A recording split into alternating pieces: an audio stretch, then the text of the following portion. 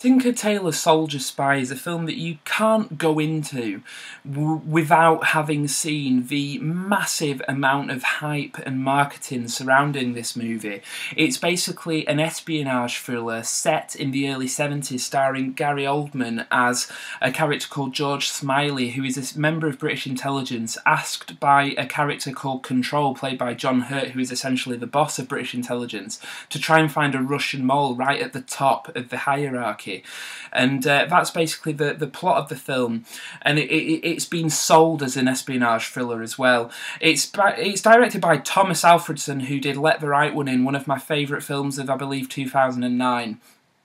And that was a fantastic film, so going in I had really high hopes. I knew all about the hype and everything, and I really like the director and I like all the actors involved in this movie. And I have to say, it doesn't disappoint, it really doesn't. Now, I can't go too much into the plot, because it is very convoluted and very complicated, and to give anything away wouldn't be fair if you haven't already seen it.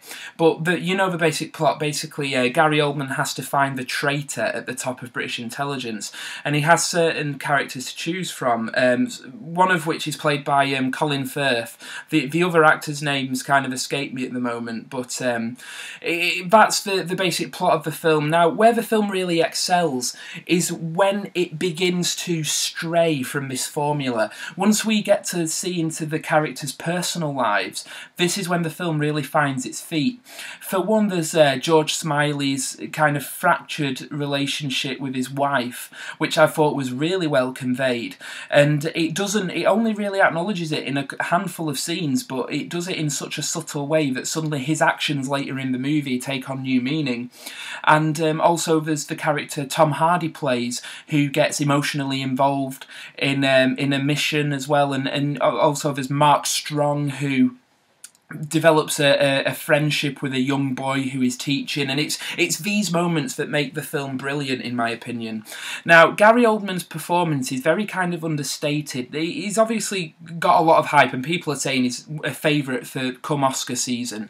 I don't know if he's that good, because his performance might be a little bit too restrained. I'm used to seeing Gary Oldman bounce off the walls and just chew the scenery, and all the way through this film his voice never really goes louder than a whisper. And I was talking to actually the Lucha Media Geek. We went to the same party recently, and we were catching up, and we were talking about Gary Oldman's performance, and it's like Sam said, basically it's almost like Gary Oldman's looking around thinking, where's some scenery I can chew, you know? And that's the impression I got. Gary Oldman felt a little bit too restrained. The best performances are the supporting characters, the first of which is Tom Hardy, who I absolutely love. I've loved him since Bronson. I think he's a fantastic actor, and he really does bring some charisma to this film. But the standout performance of this film is by Benedict Cumberbatch. This is the actor who's playing the modern-day Sherlock in the BBC television series.